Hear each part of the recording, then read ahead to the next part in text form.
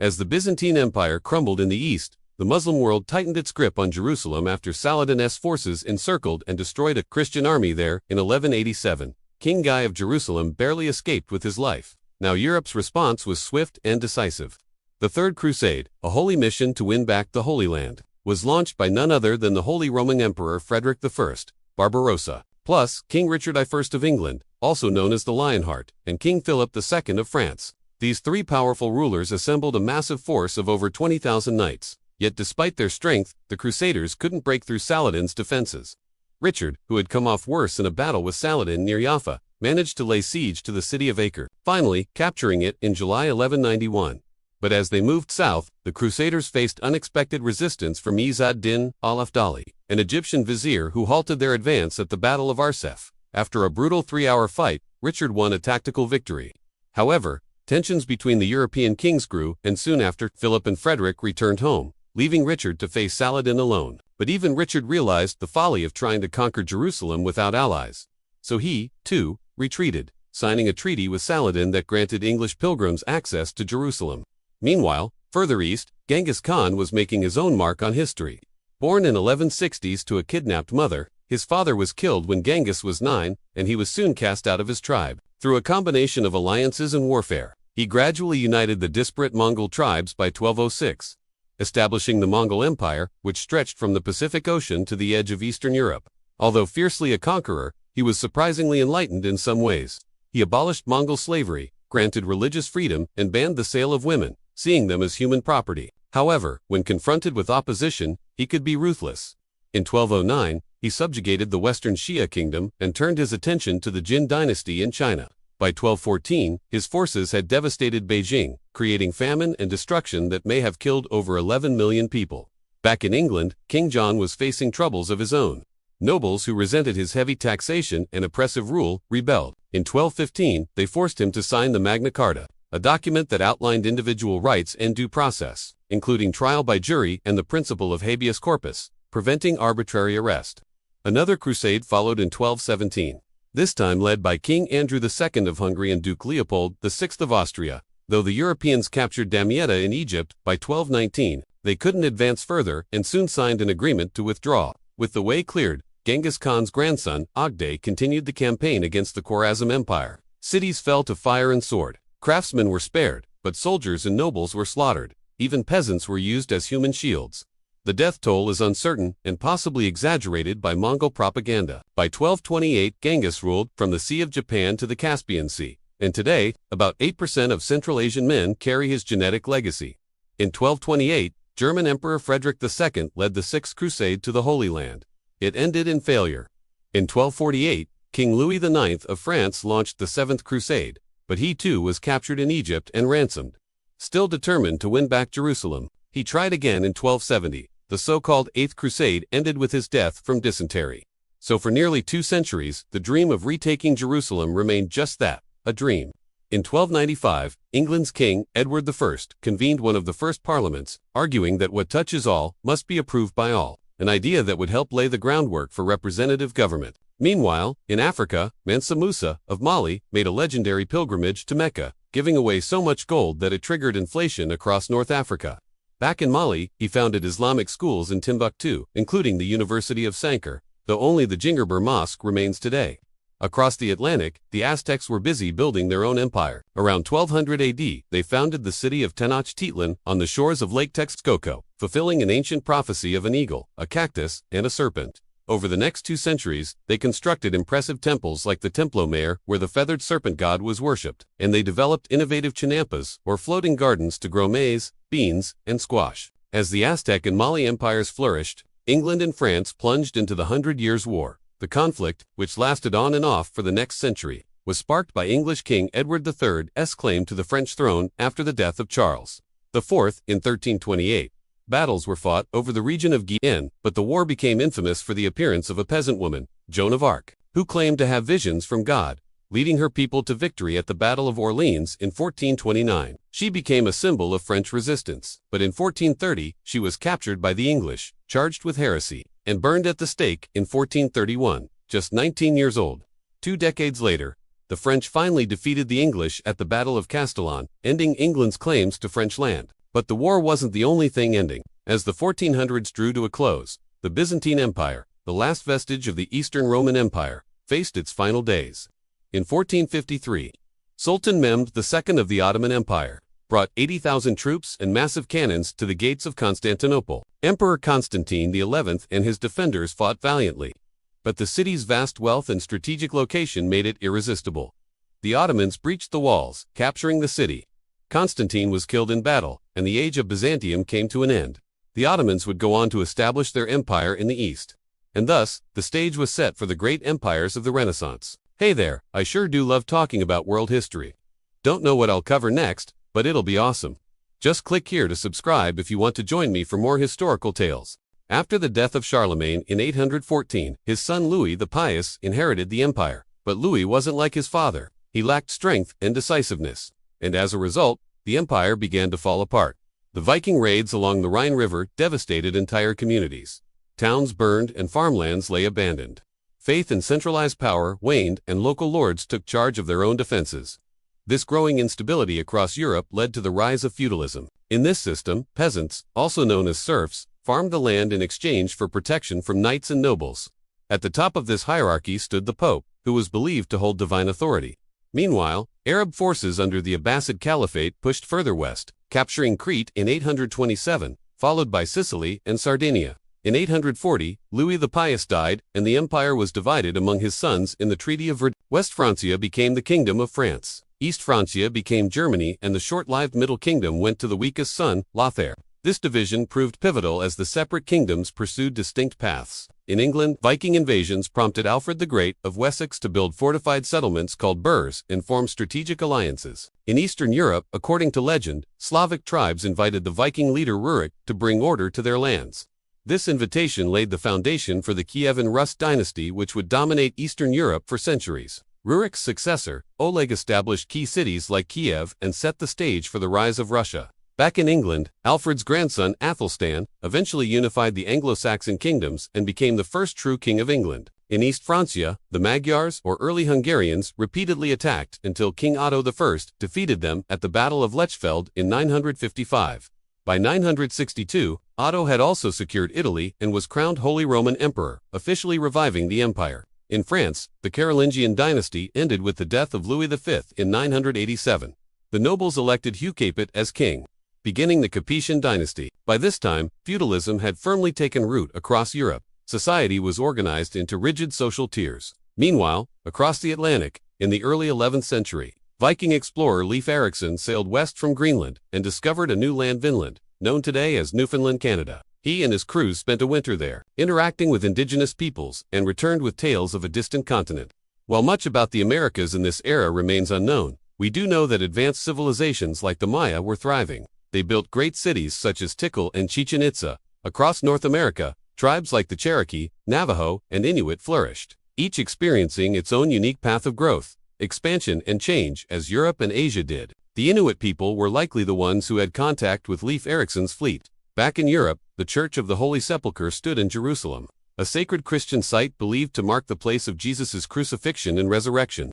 However, in 1009 AD, the Arab Caliph al-Hakim ordered its destruction, reducing many sacred Christian sites to rubble. The news shocked Christians across Europe. Pope Sergius IV issued a circular urging all churches to support a holy war to reclaim the Holy Land and expel the Muslims. However, it wasn't the Abbasid Caliphate that would soon control Jerusalem. It was the Seljuk Turks, a Muslim people of Central Asian origin who were rapidly expanding their empire.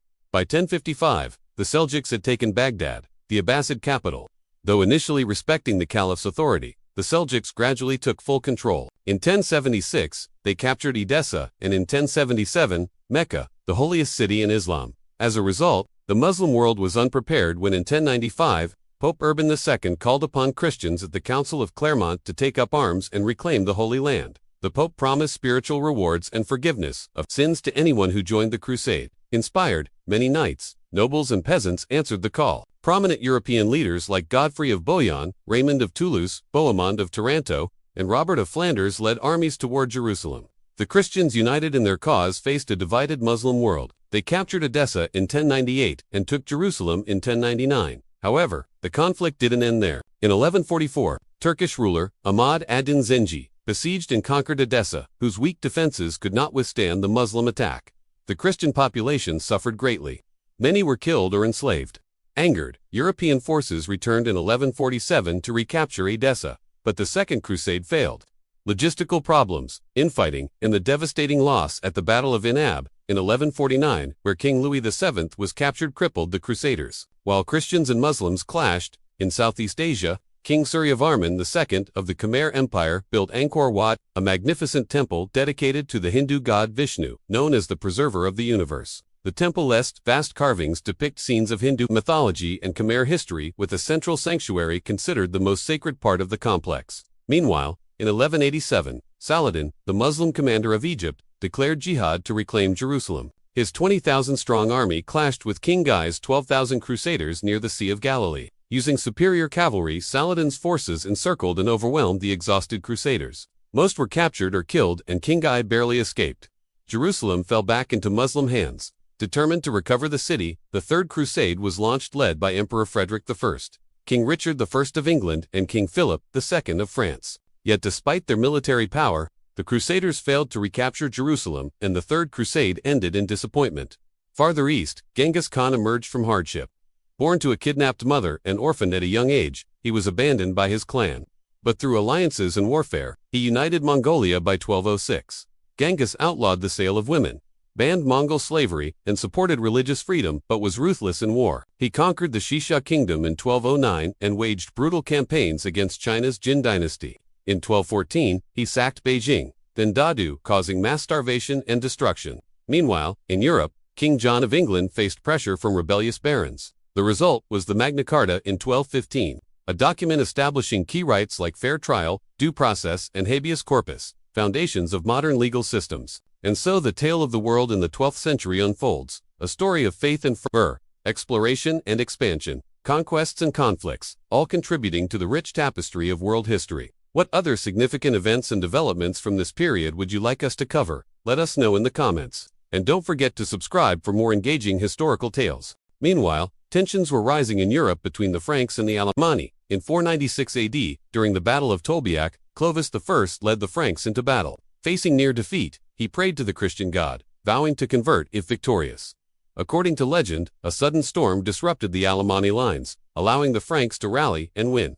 True to his word, Clovis converted to Christianity, laying the foundation for a Christian Frankish kingdom. Though the Western Roman Empire had collapsed, its eastern counterpart, the Byzantine Empire, centered in Constantinople, continued to thrive.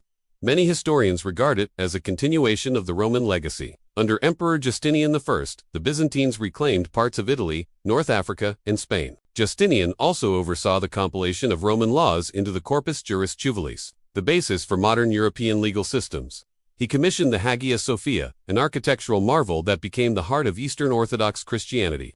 Farther south, in the town of Mecca, a man named Muhammad was born into the Quraysh tribe. Orphaned at a young age, he became a respected merchant, known as Al-Amin, the Trustworthy. In 610 AD, while meditating in a cave, he received his first revelation from the angel Gabriel, marking the beginning of the Quran. Though initially hesitant, Muhammad gained followers in Mecca, despite strong opposition for challenging idol worship. He and his followers eventually fled to Medina, where he helped unify the tribes and establish a strong Muslim community. When the Quraysh later attacked Medina, Muhammad employed a strategy of digging a defensive trench, which successfully repelled the siege.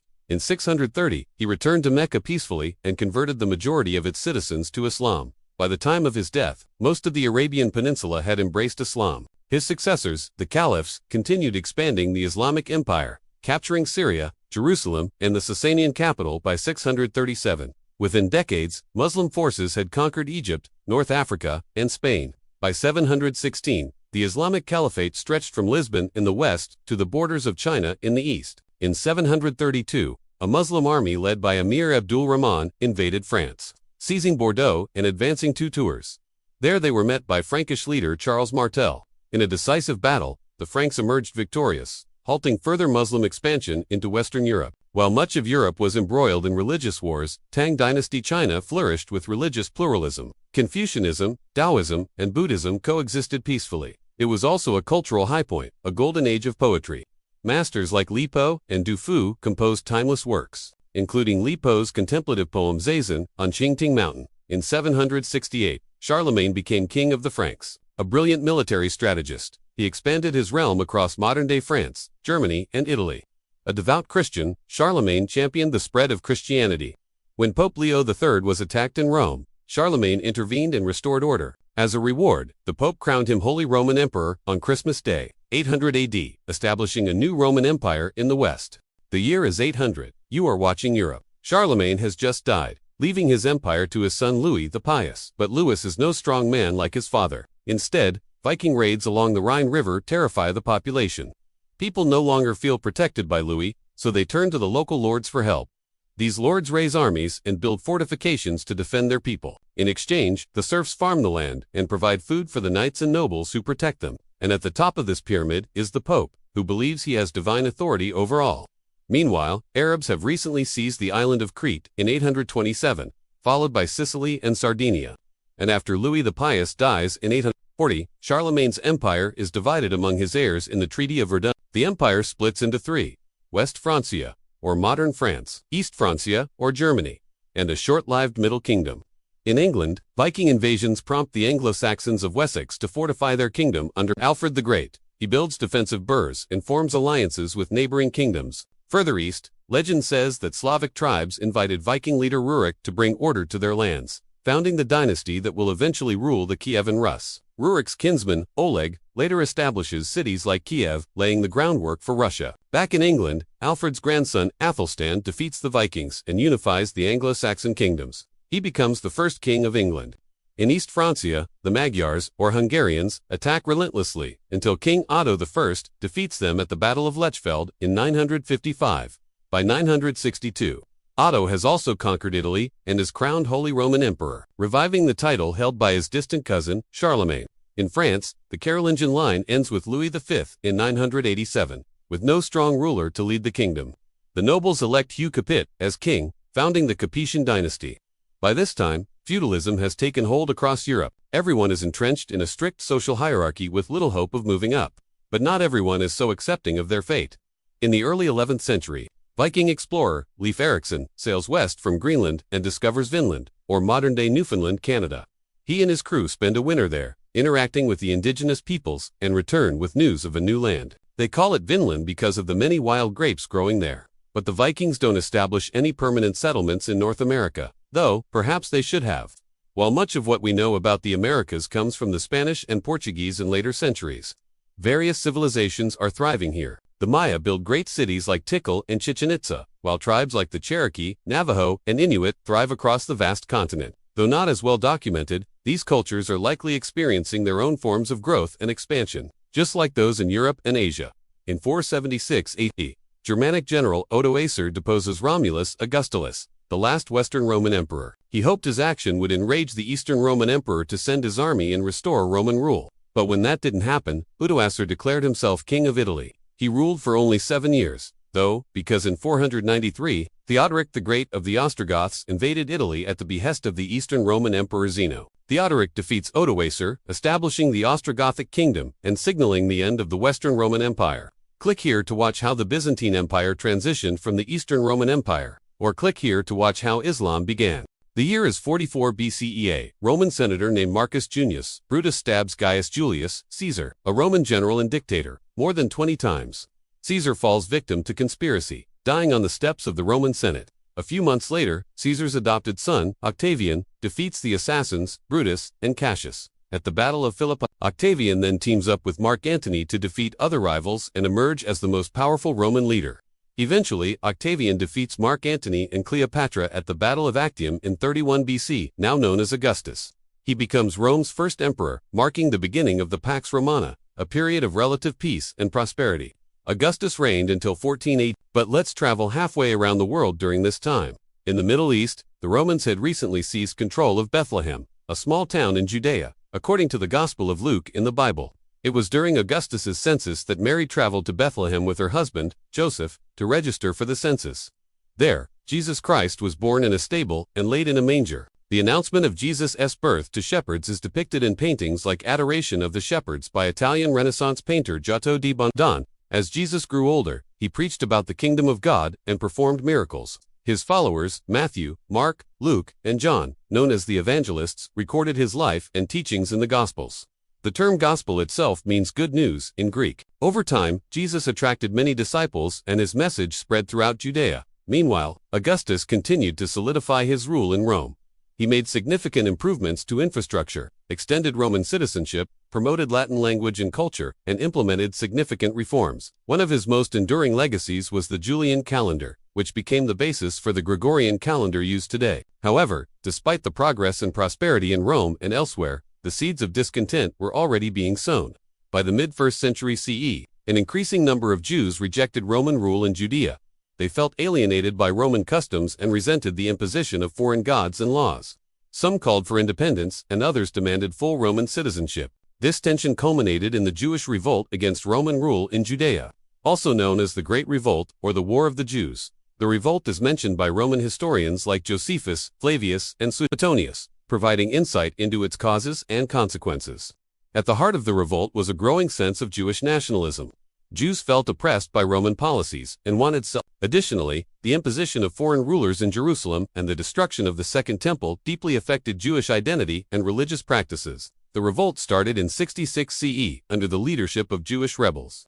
Despite initial successes, the revolt was eventually crushed by the Roman army. The Romans, led by General Titus, captured Jerusalem and destroyed the city and its temple. The event is known as the Siege of Jerusalem. Augustus's policies aimed to pacify Judea after the revolt, but tensions remained high. This led him to appoint non-Jewish procurators to govern Judea, a decision that further aggravated relations between the Jews and Rome. By 27 BCE, when Augustus became the first Roman emperor, the stage was set for the early Christian movement. Jesus' followers, now called Christians, faced persecution in Rome. The growth of Christianity is documented in the New Testament. Its teachings offered hope and salvation to the oppressed and marginalized, attracting people from various backgrounds, including Gentiles. In the late 1st century CE, Christians were still a small minority in the Roman Empire. However, by the end of the 2nd century, their numbers had grown significantly, posing a challenge to Roman authorities. The Roman Empire spanned vast territories, including parts of Asia Minor, modern-day Turkey, where Christianity spread rapidly. This growth alarmed Roman authorities who associated Christians with instability and disorder. In the mid-1st century, accusations and informant-based prosecutions became common. Those accused of crimes like treason faced severe punishments, often ending in execution or forced suicide. Roman prefect Pontius Pilate was well versed in dealing with such cases. As Jesus attracted more followers, the authorities considered him a potential threat. In the 1st century, there were tensions between Jews and Romans in Judea. Jesus' teachings, which challenged religious norms and questioned Roman authority, resonated with many Jews. However, they also alarmed the Roman authorities who saw him as a potential political threat. When Jesus entered Jerusalem on Palm Sunday, riding on the foal of a donkey, he was seen as a king by some, which alarmed the Jewish and Roman authorities. After his trial, Jesus was crucified on the orders of Pontius Pilate. Crucifixion was a punishment reserved for the most heinous crimes. It was intended to be a deterrent and a means of social control. After Jesus' death, his followers continued to preach his teachings, believing him to be the Son of God and the Messiah. This belief formed the foundation of Christianity. Let me tell you another story from this time. The great mathematician Archimedes was born in Syracuse, a Greek city on the island of Sicily, ruled by the Romans. As a young man, he went to Egypt to study mathematics and astronomy under the renowned mathematician Euclid. Upon returning to Syracuse, Archimedes applied his knowledge to engineering projects. He designed machines like the Archimedes screw to remove water from ships and invented the compound pulley to lift heavy objects. His inventions helped the people of Syracuse defend themselves against a siege by the Roman army. However, after the city fell, he was killed by a Roman soldier, who will take the throne of Rome next. Will Christianity continue to spread throughout the empire? What other major events will occur in this time period? Find out what happens next in episode 3 of Rome. Available now on What? You can watch it now because Curiosity Stream has thousands of fascinating documentaries and non-fiction titles from some of the best filmmakers in the world. Start exploring today. The year is 55 BCE, and the Roman Senate is congratulating themselves on making Julius Caesar dictator, a title he will hold for life. Oh, how they will regret that decision. Meanwhile, in China, it's a very different story. The former emperor has been dead for nearly 50 years, and his empire has crumbled. Now 6 kingdoms are fighting for control. Let's find out how one of these kingdoms changed the world. 1. Fizi and the birth of a new order. 2,000 years before Jesus Christ, Laozi, also known as Lao, was born in the state of Qi. In those days, the concept of zero hadn't been invented yet. So the number 1 was considered the starting point of all things. Hence, Lao was given the title of Laozi, meaning Old One. According to legend, one day while crossing a river, Laozi encountered a powerful lord named Zhuangzhou. The lord commanded his chariot to stop and demanded that Laozi get on so he could be carried across. Once on board, Laozi turned to the horses and said, "Do you know where you're going?" "We don't know," replied the horses. "We'll go wherever our master wants." Lao Tzu then addressed the Lord. "You treat your horses this way. How do you expect to control your people?" The Lord was stunned. "I want to ask you something." He finally said, "All right, ask away. If we can rule our horses like you do, can you please write down the secrets of governance?" Of course. And with that, Lao Tzu wrote down 7 short chapters of advice for rulers, which became known as the Tao Te Ching. Key among them were the ideas of Wu Wei, meaning non-action, and Ziren, meaning naturalness. According to legalists, humans were inherently selfish and could only be controlled through strict laws, clear rewards, and harsh punishments. But Fuxi challenged this idea. He argued that a powerful ruler must have total control over the military, economy, and society. Only then could they ensure justice and order. To illustrate this, Laozi used the example of a leaderless flock of birds or fish. No one told them what to do. They simply followed their instincts. That was true freedom. Laozi believed, if rulers understood and embraced this principle, their states would flourish. The lords loved his advice and immediately set about implementing it. Soon, word spread of Lord Shang's incredible success, prompting neighboring states to send scholars to study his methods. With each passing generation, more and more leaders studied Laozi's teachings, eventually forming a school of thought known as Confucianism. Their goal was simple, to help rulers understand and apply the lessons from Laozi across the world. In what is now Mexico, the Zapotec civilization was rising. On a mountaintop in the Oaxaca Valley, they built their capital, Monte. It was home to an elite ruling class, middle-class artisans, and farmers. The Zapotecs were masterful agriculturalists, growing maize and other crops that sustained them through droughts. They also developed an early writing system and a sophisticated calendar, based on 260 and 365-day cycles. Back in Greece, in 356 BCE, in the city of Pella, a child was born who would change history forever. Alexander the Great, the son of King Philip II and Queen Olympias. Alexander was destined to rule, but perhaps even more influential was his tutor Aristotle. Aristotle, the father of logic, pioneered fields like biology and taxonomy, and created the scientific method, a way of thinking still taught in schools today. Under his guidance, Alexander would grow into the greatest military commander the world has ever seen. For many, life was about fulfilling one's duty, and philosophy offered a reason for that. Now, let's return to the grand narrative of our time. We're back at the fascinating story of Ramesses II. If you enjoyed the last episode, don't forget to hit that like button and subscribe. Now, where were we? Yes, Ramesses II, the legendary Egyptian pharaoh. Let's delve deeper into his life and legacy. Imagine you've just witnessed a thrilling battle, the clash of arms, the rumble of chariots. But then something unexpected happens. The enemies, instead of continuing the fight, lay down their weapons and call for a truce. Can you fathom the shock? That's exactly what happened at the Battle of Kadesh. Ramesses II, mighty pharaoh of Egypt, found himself face to face with his Hittite rival, Muwatalli II. They stood there amidst the dust and the heat, two leaders from different worlds, each ready to conquer the other. But something extraordinary occurred. They chose not to fight. Instead, they decided to end the battle and talk peace. Yes, you heard it right, peace. Now, why would warriors known for their strength and strategy choose diplomacy over combat? Well, both leaders realized that the battle had reached a stalemate. Neither side could claim a clear advantage, so they decided to end it, not with a bang, but with a conversation. They agreed to stop fighting, to lay down their arms and talk about ending the war. This wasn't just any agreement. It was the world's first recorded peace treaty between two powerful nations. It was a groundbreaking moment, a shift from the age-old practice of settling conflicts through battles and bloodshed. But why did they sign this treaty? Both empires were weary of the constant state of war. It drained their resources, exhausted their people, and threatened the stability of their empires. Ramesses, after assessing the situation, realized that continuing the war wouldn't bring him the upper hand. The Egyptians, despite their might, were not invincible. They too suffered casualties. Their war with the Hittites was taking a heavy toll, so he chose to end it. This marked a significant turning point in Ramesses II's story in Egyptian history. From being known primarily as a warrior, Ramesses became a statesman. His decision to end the war and focus on diplomacy changed the way nations interacted. It established a precedent for future generations, showing that peace could be an alternative to war. Ramesses' peace treaty with the Hittites was more than just a diplomatic move. It was an act of wisdom. He understood the costs of war and saw an opportunity to create something new, a model for future conflicts.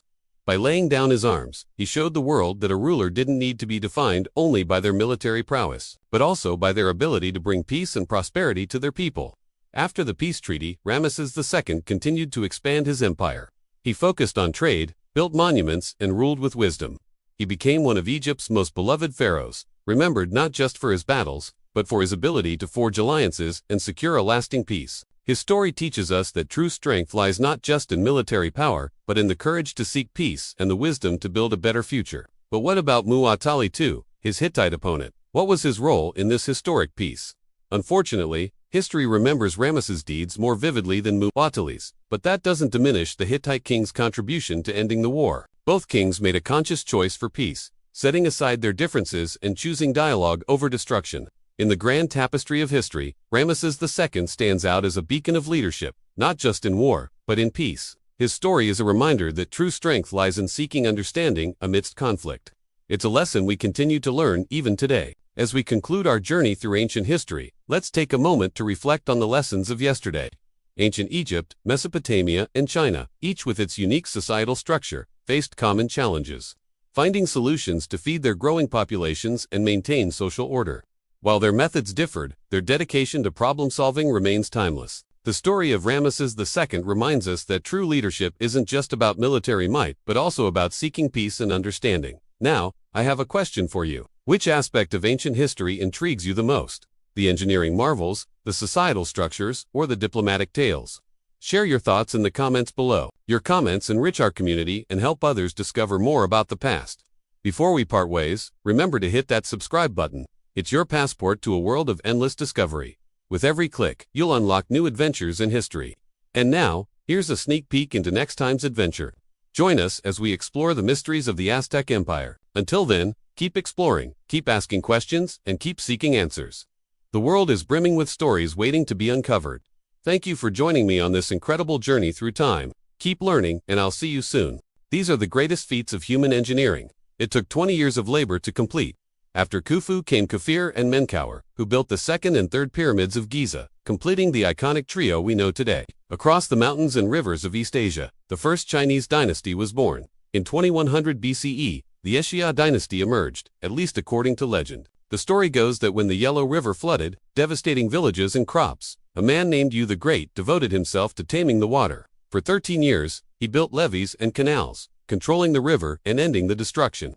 His actions won him the people's trust, and thus he became the first emperor. The tale may be myth, but it introduced a powerful idea, that rulership should be earned through merit, a concept that would echo across Chinese history. Back in Mesopotamia, around 1772 BCE, another monumental shift occurred. King Hammurabi of Babylon introduced a system of written laws. Carved into a 7-foot-tall stone stele, the Code of Hammurabi contained 282 laws, each outlining consequences for crimes and disputes. For example, if a man destroys the eye of another, they shall destroy his eye. This was no democracy. Babylonian society was stratified. Justice was not blind. A noble's injury was worth more than a commoner's, and a commoner's more than a slave's. It was law through hierarchy, not equality, a pattern that would repeat across civilizations. Let's go back in time, way back. Almost 3 billion years ago, we were just tiny atoms. Then, around 6 million years ago, we became hominids, our earliest primate relatives. And 1.9 million years ago, Homo erectus left Africa to become the first of our kind to migrate to Asia and Europe, with bigger brains and better tools. They were the new humans. Around 400,000 years ago, the Neanderthals arrived, perfectly adapted to survive the cold in Europe and Western Asia. They were the closest thing to humans back then, but eventually they disappeared, leaving only one surviving species of Homo sapiens. So how did we get here? What made humans the dominant species on the planet? Our story began in Mesopotamia between the Tigris and Euphrates rivers. There around 4000 BCE, people settled down to farm and raise livestock, a process that took a lot of work, but it was worth it because it led to the growth of cities like Uruk, which became home to more than 50,000 people. But this way of life came with downsides. Humans became shorter and weaker because farming didn't require the same physical strength as hunting and gathering. Our bodies changed, but our minds continued to grow. The legendary king Gilgamesh ruled over Uruk around 2100 BCE. He was considered a hero, a warrior, a leader. But by the end of the century, Samaria fell to the Akkadians under the rule of Sargon the Great, who built the world's first empire. At the same time, the Indus Valley civilization reached its peak. Its people were known for their advanced sanitation systems. Their cities were clean and well planned, but no one knows exactly why they built those toilets.